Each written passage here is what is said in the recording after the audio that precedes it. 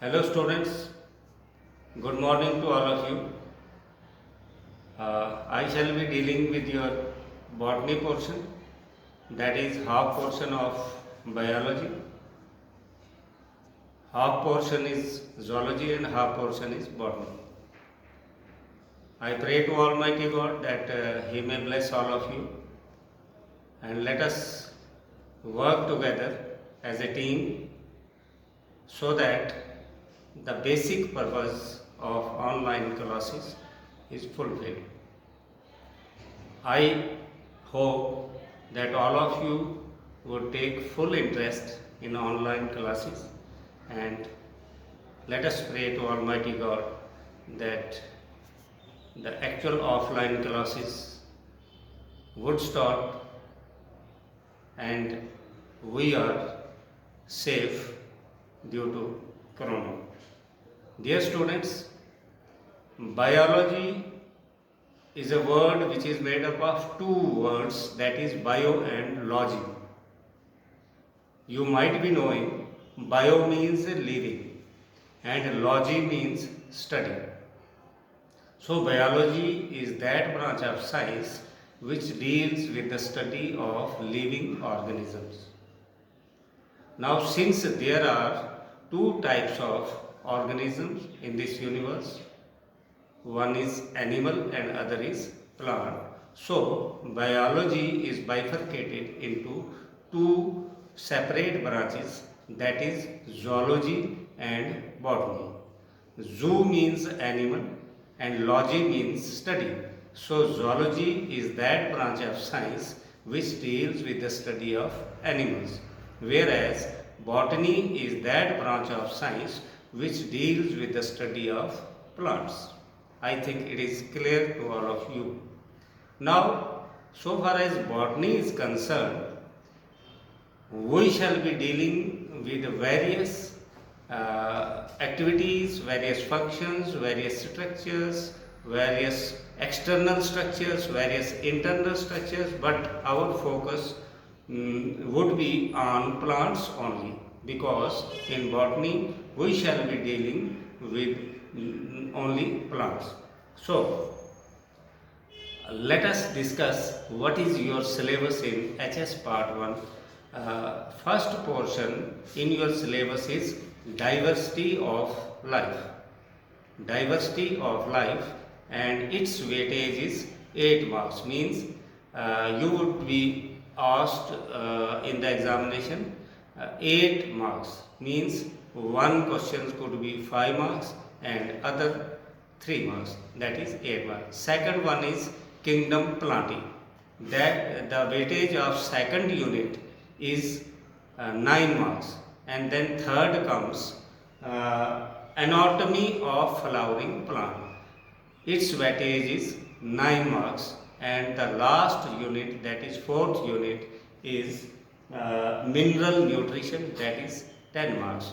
If we add 8 marks, 8 marks, 9 marks and 10 marks, the total comes 35 marks. So your syllabus is 35 marks and 15 marks are internal assignment as well as practical.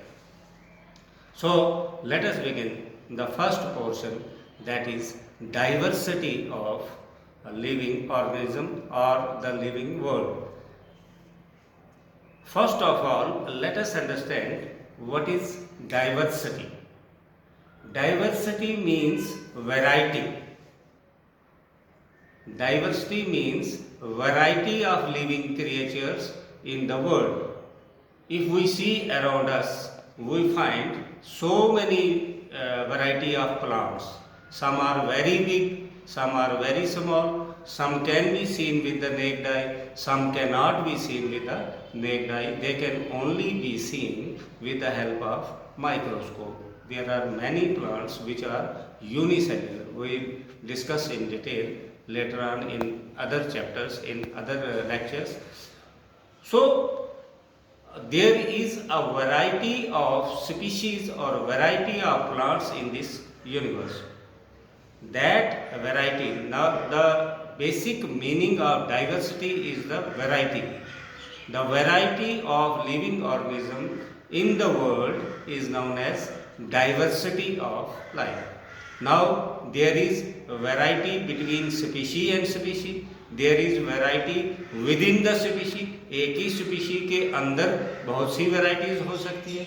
हमारी दुनिया में अगर चारों तरफ से हम देखेंगे, कुछ पौधे हमें बहुत बड़े बड़े दिखाई देते हैं, कुछ पौधों के पत्ते अलग किस्म के हैं, कुछ पौधों के रूट्स अलग किस्म के हैं, कुछ पौधों के फ्लावर्स के कलर अलग किस्म के हैं. तो there are variety of plants and animals in the world, that is known as diversity. So the basic meaning of diversity is variety, and we are discussing the biological variety or variability of life on earth. हमारी ज़मीन पर जो मुख्तलिफ किस्म के variety of living organisms है, या किसी स्पीशी और स्पीशी के बीच में हम डॉग ही स्पीशी ले लेंगे, एप्पल ही ले लेंगे. एप्पल आप देखेंगे डिलीशियस सेब भी है, दूसरे किस्म का सेब भी है. मैंगो ले लेंगे, मैंगो आप देखेंगे जी, मैंगो की भी बहुत सी टाइप्स है. कोई जो है तोते कलर का जो है मैंगो है, कोई दूसरा है, कोई ज़्यादा मीठा होता है, कोई रस भरा होता है. तो मैंगोज़ की भी आपको प्लांट्स में बहुत सी वैरायटीज़ मिलेंगी. मैंगो के फ्रूट्स की वैरायटीज़ मिलेंगी. आप गुलाब का फूल ले लेंगे तो गुलाब का फूल आपको पिंक कलर का भी मिलेगा, रेड कलर का भी मिलेगा, वाइट कलर का भी मिलेगा, येलो कलर का भी मिलेगा, छोटे साइज़ का भी मिलेगा, बड़े साइज़ का भी मिलेगा. तो there are variety of rose, there are variety of plants, there are variety of flowers, there are variety of fruits, there are variety of cells, there are variety of internal structures. So this is known as diversity. So biodiversity is variability among all living organisms. Different organism में क्या क्या variability है, क्या क्या differences हैं, क्या क्या dissimilarities हैं, उसको हम डाइवर्सिटी कहते हैं. ये डाइवर्सिटी लैंड पर हो सकती है, जिसको हम टेरेस्ट्रियल डाइवर्सिटी कह सकते हैं. ये डाइवर्सिटी पानी में हो सकती है, जो पानी में प्लांट्स रह रहे हैं उसको हम एक्वेटिक डाइवर्सिटी कहेंगे.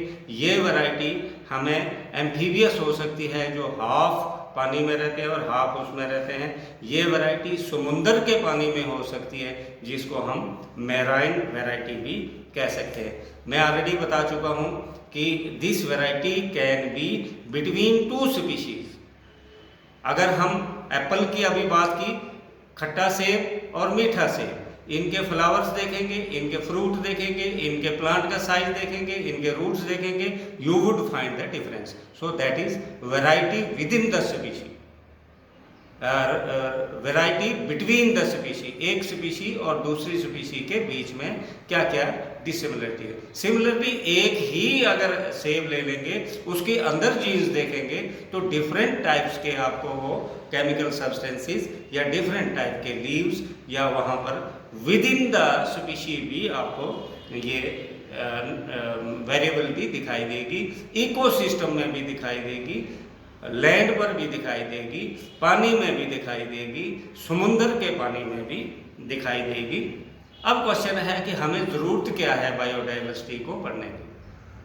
What is the importance of knowing the biodiversity? Biodiversity is to understand the ecosystem, and ecosystem is directly linked with human beings. Variety जब हम समझेंगे, डाइवर्सिटी जब हम समझेंगे, तो डाइवर्सिटी समझने से हम इकोसिस्टम को समझ रहे हैं. और since human being is also a part of ecosystem, so we are understanding the small ecosystem as well as bigger ecosystem. This was all about biodiversity. मुझे उम्मीद है कि आप इसको बिल्कुल ठंडे दिमाग से, कूल माइंड से अंडरस्टैंड करेंगे. इवन नाउ अगर किसी भी बच्चे को बायोडाइवर्सिटी समझ नहीं आएगी, मैं ग्रुप में ये पोर्शन डालूंगा. आप मुझे किसी भी तरह का क्वेश्चन पूछ सकते हैं, मैं आपको उसका रिप्लाई कर दूंगा. Nomenclature. Nomenclature means naming a plant, naming living organism. अब आप देखेंगे कि हम जब ह्यूमन बींग्स में हर आदमी को अपना अपना नाम दिया होता है। जन्म से पहले, बर्थ से पहले हमारा कोई नाम नहीं होता है, लेकिन बर्थ के बाद हम किसी को नाम दे देते हैं अलग अलग। किसी को रोहित बोल देते हैं, किसी को शिवाली बोल देते हैं, किसी को हम जो है डिफरेंट नाम से जाफ़र बोल देते हैं या और कोई नाम बोल देते हैं। तो वो नाम हम इसलिए रखते हैं ताकि हम उसको पहचान पाएँ कि ये कौन है। ये जैसे क्लासेस में आप देखते हैं हम रोल नंबर अलॉट करते हैं, नेम देते हैं, लेकिन आप देखेंगे कि हिंदुस्तानी नाम अलग से हैं, मुस्लिम्स के नाम अलग से हैं, क्रिश्चियंस के नाम अलग से हैं। इसी तरह से यूरोपियन कंट्रीज़ में चले जाएंगे, उनके नाम अलग से हैं, चाइनीज़ नाम अलग से हैं। तो ये नाम अलग अलग होने से हमारे काफ़ी डिफरेंसेस नज़र आता है। सिमिलरली हम प्लांट्स ले लेंगे, किसी पौधे को हम यहाँ पर पुदीना बोलते हैं, किसी जगह पर इसको पूतना बोलते हैं, किसी जगह पे इसको किसी और नाम से जाना जाता है। लेकिन कुछ लोकल नेम होते हैं और कुछ नेशनल नेम होते हैं, हिंदी नेम होते हैं या इंग्लिश नेम होते हैं। लेकिन दिक्कत कहाँ से आती है, मुश्किल कहाँ से आती है कि whenever we go from one country to another country, अब हम कहेंगे नहीं जी मैं इसको पूतना बोलूँगा, दूसरा कहेंगे नहीं जी हम पूतना हमारे होता ही नहीं है, हम इसको पुदीना बोलते हैं। अब पुदीना लेंगे हम कि पुदीना लेंगे? हम अगर कहेंगे कि पुदीना बोलो तो वो नहीं बोलेंगे, वो पुदीना बोलते हैं हम पुदीना बोलेंगे, तो डिफ़िकल्टी आ गई। सिमिलरली बहुत से बच्चे आपने देखा कि इंडिया से अब्रॉड जाते हैं, कोई अमेरिका में स्टडी कर रहा है, कोई बरतानिया में कर रहा है, सिमिलरली वहाँ से लोग इंडिया में स्टडी कर रहे हैं। जब एक कंट्री से दूसरी कंट्री में या एक स्टेट से दूसरी स्टेट में स्टूडेंट्स जाते हैं तो फिर ये लोकल नेम जो है चेंज हो जाते हैं, जिससे स्टडी करने में डिफ़िकल्टी आती है। अब इसके लिए कुछ ऐसे नाम डिज़ाइन किए जाते हैं जो इंटरनेशनल नेम होते हैं, जो इंटरनेशनल लेवल पर सेम होते हैं। मीन्स वही नाम इंडिया में भी होगा, वही नेम उस पौधे का पाकिस्तान में भी होगा, वही नेम अमेरिका में भी होगा, वही नेम ऑस्ट्रेलिया में भी होगा।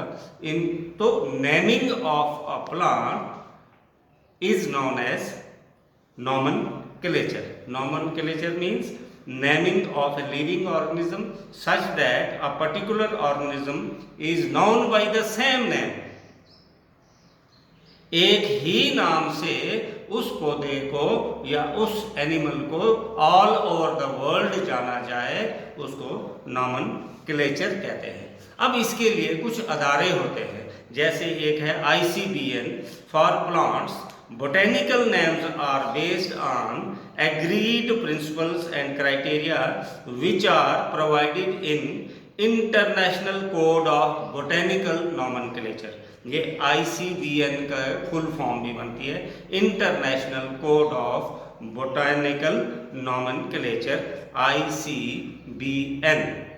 ये international code for botanical nomenclature जब भी किसी नए पौधे की खोज होती है या ऑलरेडी उसकी खोज हो चुकी है तो उसको एक अलग से नाम दिया जाता है। एक तो नाम उसका लोकल नेम हो गया, एक तो नाम उसका कंट्री का नेम हो गया, एक नेम उसका ऐसे होगा जो इंटरनेशनल लेवल पे उसका सेम नेम रहेगा। मैं आपको बहुत खूबसूरत सी एक एग्जांपल देता हूँ, मैंगो। अब मैंगो अगर हम लेंगे, इंडिया में हम इसको इंग्लिश में मैंगो कहते हैं, उर्दू हिंदी में इसको आम कहते हैं, लेकिन इसका जो बोटेनिकल नेम है वो है मैंगीफेरा इंडिका। अब ये मैंगीफेरा इंडिका किसी भी कंट्री में जाएंगे तो बोटेनिकल नेम मैंगीफेरा इंडिका ही होगा। आपको क्लियर हुआ नहीं हुआ? सिमिलरली अगर हम एक हमारे यहाँ पर झाड़ी सी होती है जिसको बढ़ेकड़ बोलते हैं, हम उसको लोकली बढ़ेकड़ बोलते हैं, लेकिन उसका नाम है एडेटोडा विसाका, एडेटोडा विसाका। सिमिलरली जंगल में एक बैर होता है, उसको बोलते हैं जिजीफस जुजुबा। ये नाम थोड़े से आपको डिफिकल्ट लगेंगे, लेकिन once you are familiar with them you would enjoy. और आपको हैरानगी होगी कि यहाँ पर हमारी लोकेलिटी में भी जो चारों तरफ से हम पौधे देखते हैं जिनको हम अलग अलग नाम से जानते हैं, कहीं हम उसको पुदीना बोलते हैं, कहीं भिंडी की सब्जी है, कहीं बंद गोभी है, कहीं फूल गोभी है, कहीं घास है, कहीं चीड़ का पेड़ है, कहीं पॉपुलर का पेड़ है, इन सब के बोटेनिकल नेम होते हैं और ये बोटेनिकल नेम इंटरनेशनल लेवल पे सेम होते हैं। तो this is known as nomenclature. क्या हुआ नॉमेनक्लेचर? एक इंटरनेशनल लेवल पर अदारा होता है जो नए पौधों को या जो भी पौधा आज तक हमें मालूम है उसको एक नाम दिया जाता है। सिमिलरली एनिमल्स को भी दिया जाता है, लेकिन क्योंकि हम बॉटनी पढ़ रहे हैं इसलिए मैं अपना फोकस इसी पे रखूंगा। अभी आपने देखा कि जब नाम दिया जाता है, जैसे आप देखेंगे कि हमारे इंडियन नेम्स अगर देखेंगे, रोहित सिंह है कोई, आजकल तो 3 पार्ट्स भी होते हैं, रोहित सिंह रकवा, कास्ट भी उसकी लिखते हैं, लेकिन बहुत से पुराना सिस्टम जो था उसमें वो एक ही लिखते थे, रोहित। फिर धीरे धीरे क्या हुआ, रोहित सिंह हो गया, फिर धीरे धीरे क्या हो गया, रोहित सिंह रकवाल हो गया। लेकिन तमिलनाडु साइड में, साउथ में चले जाएंगे तो उनके नाम बहुत बड़े बड़े होते हैं, जैसे डॉक्टर APJ अब्दुल कलाम। ये मैं आपको होमवर्क देता हूँ कि आप सर्च मार के देख लेना APJ की फुल फॉर्म क्या है। तो ये बहुत लंबे जो है नाम आपको मिलेंगे, क्योंकि उसमें उनका जो सिस्टम है उसमें उनके फादर का नाम भी आता है, मदर का नाम भी आता है, कहाँ रहते हैं वो उस जगह का नाम भी आता है। इस वजह से उनके नाम बड़े लंबे लंबे नाम होते हैं। तो 2 होमवर्क मैं आपको देता हूँ, एक डॉक्टर APJ अब्दुल कलाम की फुल नेम क्या है और एक PT ऊषा का जो हमारी एथलीट हुई है उसका फुल नेम क्या है, आपको पता चल जाएगा कितने लंबे लंबे ये नाम। बॉटनी में नाम के 2 पार्ट्स होंगे, जैसे मैंने अभी बताया मैंगो का बोलते हैं मैंगीफेरा इंडिका, तो 2 पार्ट्स आ गए, मैंगीफेरा एक पार्ट और इंडिका दूसरा पार्ट। क्योंकि बॉटनी में एक पौधे के नेम के 2 पार्ट्स होते हैं, इसलिए इसको बाइनोमियल नॉमेनक्लेचर कहते हैं। बाइनोमियल मीन्स, बाई मीन्स 2, इसके 2 पार्ट्स। हमारे बॉटनी में जो बोटेनिकल नेम दिए जाते हैं उसके 2 पार्ट्स होते हैं, that is first part and second part. जैसे मैंगीफेरा इंडिका, अब मैंगीफेरा इसका फर्स्ट पार्ट है और इंडिका इसका सेकंड पार्ट है। इसका भी रूल है कि जब हम किसी भी बोटेनिकल नेम को देते हैं तो जो पहला पार्ट होगा उसको जीनस बोलते हैं और जो दूसरा पार्ट है उसको स्पीशी कहते हैं या एपिथेट कहते हैं, याद रखना।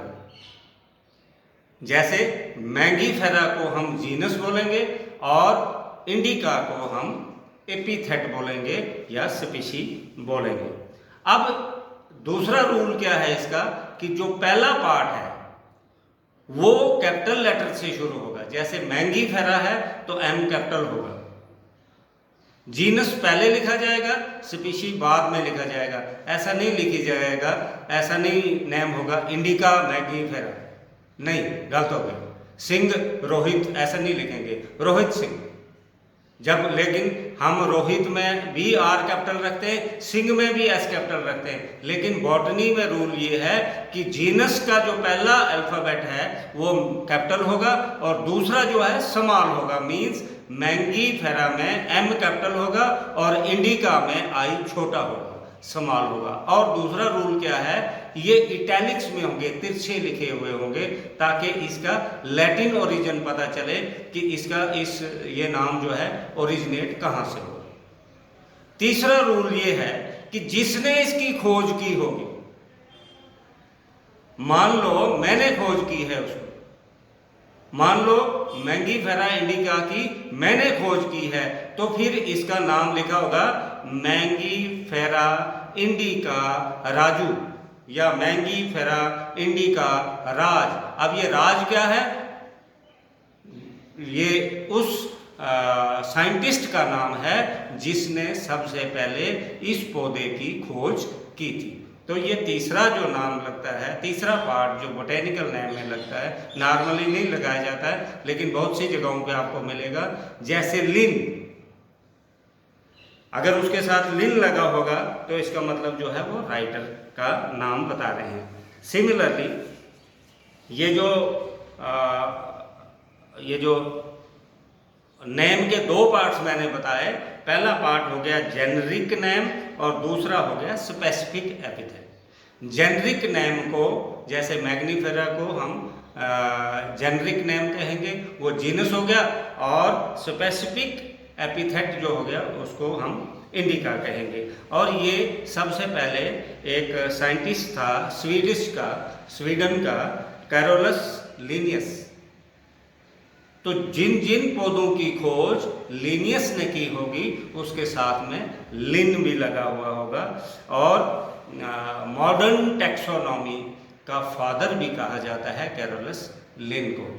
तो आगे डिटेल में हम आपको बताएंगे कि ये टैक्सोनॉमी क्या होता है, लेकिन आज मैंने आपको सिंपल कंसेप्ट दिया, what is biodiversity, what is nomenclature, what is binomenclature, and what are various rules in designing a botanical name. Botanical name जब दिया जाता है तो उसमें के रूल्स क्या है, मैंने बता दिए रूल्स में आपको कि जीनस पहले लिखा जाता है, स्पीशी बाद में लिखा जाता है। जीनस का पहला अल्फाबेट कैपिटल होता है और स्पीशी का स्मॉल होता है। और कई जगहों पे जिस साइंटिस्ट ने इसकी पौधे की खोज की होगी सबसे पहले, उसका नाम भी आता है और ये इटैलिक्स में होना चाहिए, और ये इसके रूल हैं। तो मैं उम्मीद करता हूँ कि ये आज का पहला लेक्चर आप ध्यान से सुनेंगे, डिटेल में सुनेंगे। मैं कोशिश करूँगा आपकी लाइव क्लास लेने की।